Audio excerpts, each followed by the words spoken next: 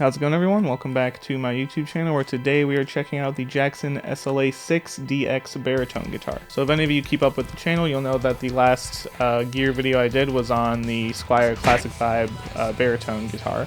And when I was first shopping around for a baritone 6, it was between that Squier and this guitar that you see right here. And I sold that Squier and got this instead for a couple of reasons. So one thing is, on most baritones, normally what they'll do is they'll lengthen both the bridge position and the neck length to give you a longer scale length. But on the Squier, it was basically a normal telly body with a longer neck, so it created a much longer reach with my hand, and it was a little bit uncomfortable to play sometimes for that reason. Additionally, it was a flat top and a flat back, so there was no beveling of any kind, which kind of started digging into my forearm here a little bit, and that was just kind of making it not fun to play. So I had to sell that and go back to my other option, which was this one, and I am really glad I did. So I've never been like a huge Jackson fanboy. Like, I had one a long time ago, and if you'll see in this video over here, it was a good guitar, sounded good, played well, the neck felt good. But this guitar honestly made me into a real fan of whatever Jackson's doing right now. I honestly don't want to say much more about the guitar until after the demo, so without further ado, we're going to get right into that. But before we do, I would really appreciate it if you could like this video and subscribe to the channel if you want to see other videos like it. I do a ton of music gear content. Well, let's put an asterisk on a ton. I don't know that much.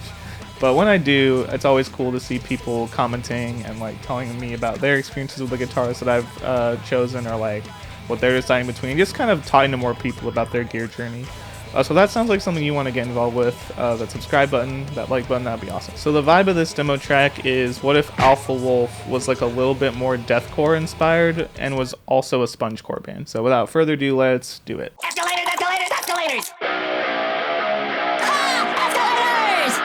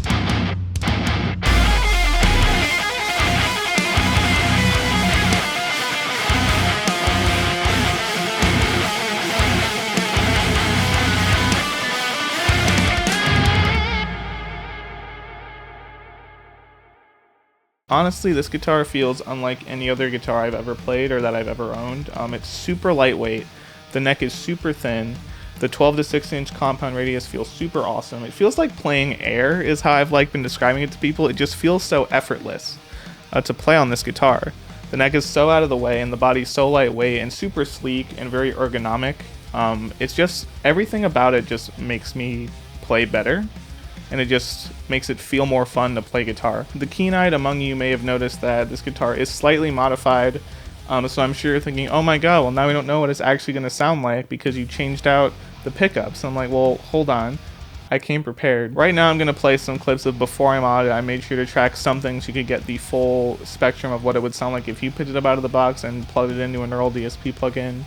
And the stock 8185 EMGs sound absolutely massive, as you're about to hear, so don't even worry about that.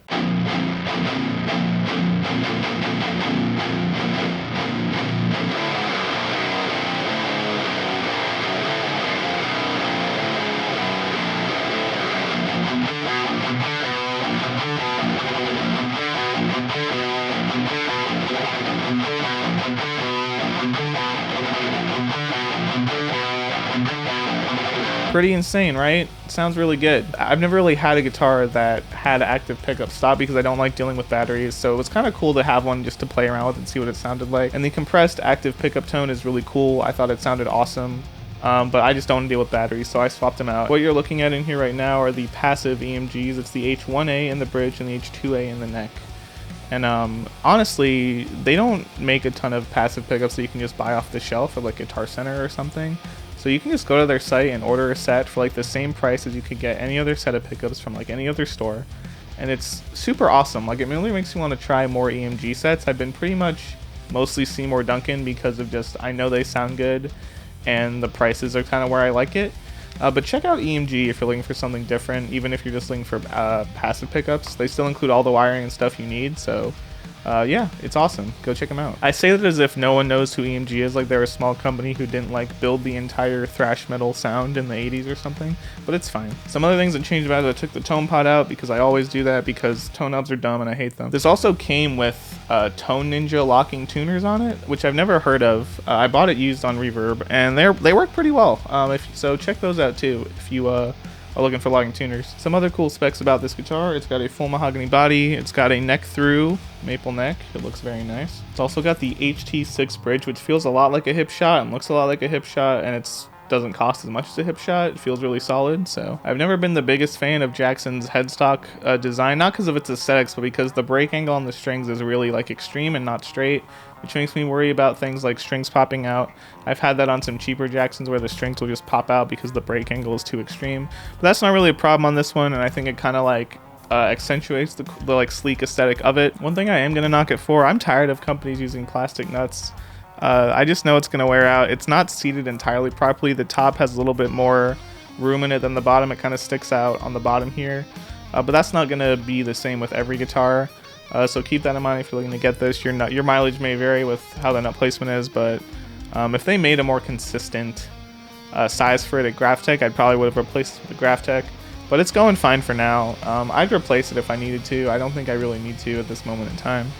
But keep that in mind. It might be something you want to do if you pick this guitar up. Another thing that was kind of a bummer about it, I don't know how this issue actually happens, but I was really having trouble getting intonation on the lowest string for the A sharp I have down here.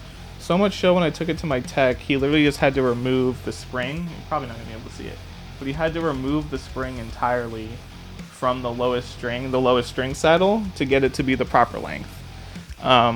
And even then, like, it sounds fine at the 12th fret. Once you go past that, like, realistically, I'm not going to be playing up here that much, but it is not intonated at all up here between 12 and 24. It is not a one-to-one versus all my other guitars. Like, you can play the 12th fret and the 24th fret. It's not going to be, there will be no intonation issue. So I don't know if that's a Jackson specific problem. I don't know if that's because the scale length is shorter, like 25.5 versus 27. I don't think that should make a difference, considering you can get this low on a 25.5 and you can get it intonated. Overall, I don't think it's that big of a deal, considering I never play pretty much on the top string between 12 and 24 unless I'm like goofing around. I'd probably just move it down to the other string because the other strings are all intonated fine.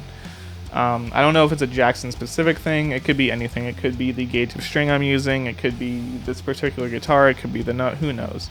But at the end of the day, I don't think it's that big of a deal considering the issue is fixed.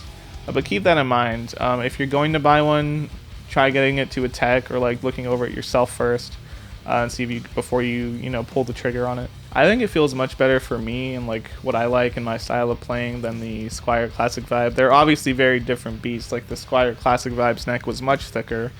This literally feels like nothing. It's on it. I know I said it already, but it's really the most insane part about it. I pick it up and it feels like a spaceship. Like, it's so cool. I just love like the no frills sleek design, like black, white binding, and it's good to go. Like, it looks classy and also mean. It's a fantastic vibe, and I'm really glad that I sold the Squier and got this guy instead. But yeah, with that, I would absolutely recommend this guitar. It is really fun to play. It feels incredible. I think it's very sleek, and it'll get you those low chugga notes that you're trying to get on your 6th string. So yeah, if you stuck around this long, thank you for watching, and if you want to see more content like it, please feel free to like this video, subscribe to the channel for many sporadic YouTube music updates from me. And with that, until the next video.